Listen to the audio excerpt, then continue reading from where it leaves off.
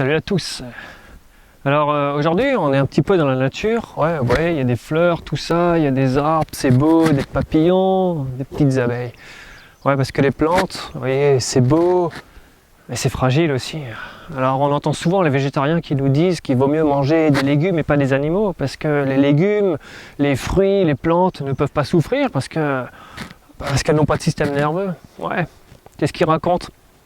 Mais est-ce qu'on peut vraiment être sûr que les plantes ne souffrent pas?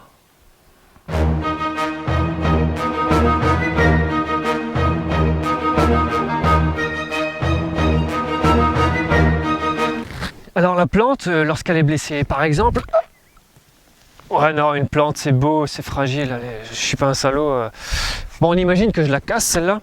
Qu'est-ce qui va se passer? Elle va commencer à émettre plein de molécules.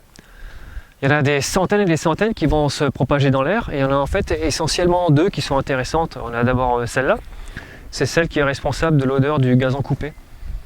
Et puis on a aussi cette molécule là, on appelle ça des jasmonates. Pourquoi? Parce que simplement les chimistes qui ont découvert cette molécule la première fois, ils l'ont trouvée dans du jasmin, et que le chimiste lui il s'embête pas. Ah, je trouve ça dans du jasmin, je vais appeler ça de la jasmonate, ah là c'est plié. Et ces molécules elles servent à quoi? Il y a plusieurs utilités à cette molécule. La première c'est que ça va servir un peu un genre d'antibiotique. Donc s'il y a des bactéries et autres qui vont rentrer sur la blessure, ça va éviter que ça s'infecte chez la plante. Et il y a aussi un truc qui est assez cool, c'est que ça va en fait repousser les insectes qui ont tendance à être herbivores et à bouffer la plante. Donc ça évitera à la plante de se faire attaquer, un par la blessure et deux par les insectes herbivores. Et un truc qui est encore plus génial, c'est que ces molécules, elles vont attirer les insectes qui sont prédateurs des insectes qui vont manger la plante.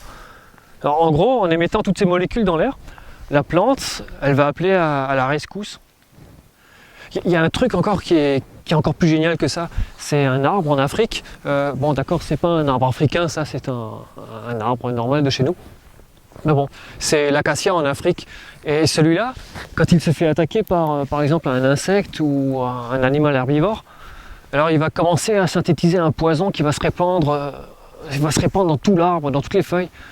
Et ce qui est encore plus cool, et encore plus badass, c'est qu'il va émettre certaines molécules qui vont partir dans l'air et vont atteindre les arbres qui sont tout autour. Et les arbres savent qu'il y a un de leurs copains qui se fait attaquer. Et donc ils vont commencer à synthétiser le poison qui va se retrouver dans les feuilles chez eux aussi. C'est de la prévention. Classe.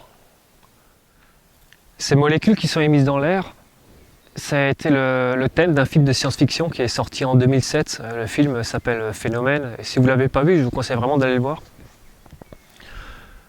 Les plantes qui sont attaquées là-dedans émettent aussi certaines molécules dans l'air, dont une qui est nouvelle, et ça induit le suicide chez les humains en fait. Ils n'ont plus envie d'avoir l'instinct de survie, ça inhibe complètement l'instinct de survie et ils se suicident. Donc les plantes, par cette émission de molécules dans ce film de science-fiction, permettent de se débarrasser des prédateurs qui sont les humains et qui attaquent les plantes.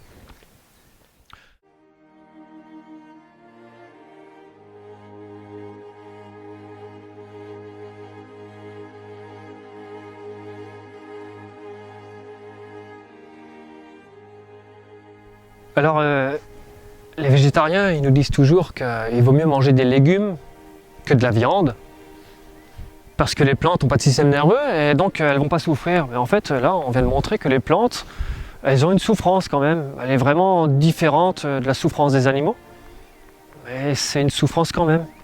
C'est pas un influx nerveux, c'est une émission de molécules. La prochaine fois que vous aurez un ami végétarien qui va vous dire qu'il vaut mieux manger des légumes et des fruits plutôt que de la viande, pensez à ce que je viens de vous dire et surtout dites-vous que les plantes souffrent aussi.